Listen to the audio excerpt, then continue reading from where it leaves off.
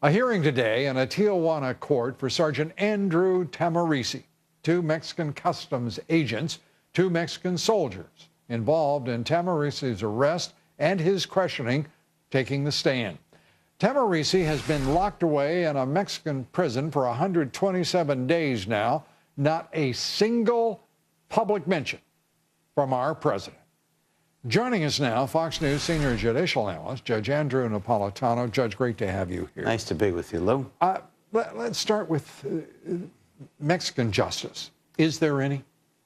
Only when the government wants there to be. I mean, on paper, a person in Mexico is innocent until proven guilty, but as a practical matter, it's the other way around. Even in China, on paper, a person is innocent until proven guilty. But in these regimes that do not respect the rights of individuals, you must affirmatively prove your innocence. He hasn't even been given a chance to tell a judge that this was an honest, legitimate mistake, a literal wrong turn in the desert that resulted in his getting arrested because he had guns that were lawful in Texas but unlawful in Mexico. And registered to him. Yes. Yes. His possession. He was in San Diego for the treatment of post-traumatic stress. Right. A former Marine, a decorated Marine, 2 tours of duty, and the commander-in-chief hasn't said a word about him. You know, this is a golden opportunity for the tone-deaf commander-in-chief to trade Sergeant Tahmooressi for some other bum that the Mexicans might want. He's good at making these trades. It is also a golden opportunity. Can I be a little radical for a minute? Sure. For him to send about 5 helicopters down there and swoop down and save him and bring him over the border. That would make Barack Obama an American hero for the first time since his first election. Do you know, my suspicion is, yes, it just might, and then... it's not. Let's not hold our breath. Yeah. Because all I wanted him to do is to say to the president of Mexico, let the guy go. Right. He is one of ours. Right. And this is between you and me, right. Mr. President. Right. Do me this Get favor. him out of there. And I'll do you a favor. If he has had that conversation, he hasn't told us about it, and there's no manifestation of it whatsoever. I watched the president at his impromptu press conference Friday. Right. Talk to the White House press corps about, don't they have any questions about his birthday, which is today, 53 years old. Again, happy birthday, Mr. President. This is the day Tahmooressi in court. He didn't mention it once, but he wanted to talk about his own birthday.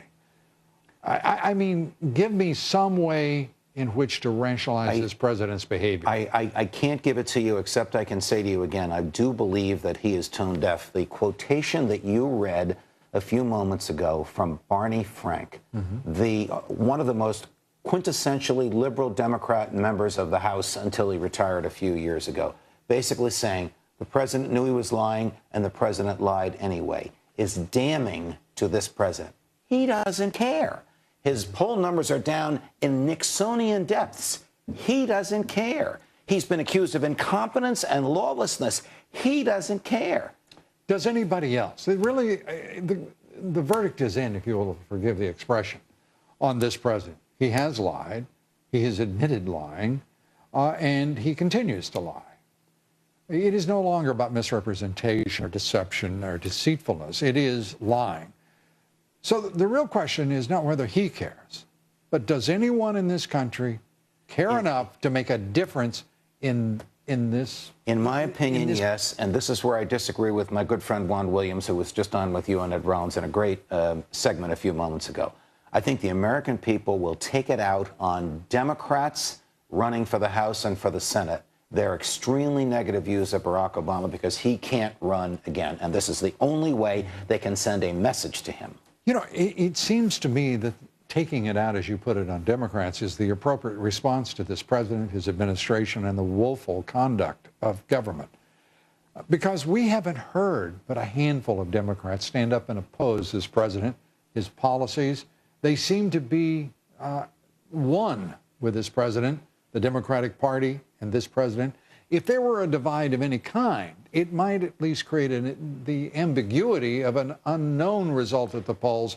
Right now, this is one party, one president, headed in the same direction with which the American public disagrees. Here's a test. How many Democrats running for office this November want President Obama to raise money for them, to be seen with them, to campaign with them, or campaign for them. I dare say to you that number is going to be in the single digits, and the Senate is at stake for his party. And interestingly, in a recent round out in Colorado fundraising, Senator Udall was the only one who had agreed to be at a fundraiser. Imagine this, the president there for a fundraiser for Senator Udall. Right. He was the only one who would show up, Udall, to be with the president. And then he canceled that evening to avoid the fundraiser. That's the kind of support he's got. And that's what the president and the Democrats are going to go through in the next 5 months. Judge Andrew Napolitano, as always, good to have you with us. Pleasure to be with you. Thank you. Thanks, Judge. Now our quotation of the evening. This from Galileo Galilei. I do not feel obliged to believe that the same God who endowed us with sense, reason, and intellect had intended for us to forego their use. We're coming right back.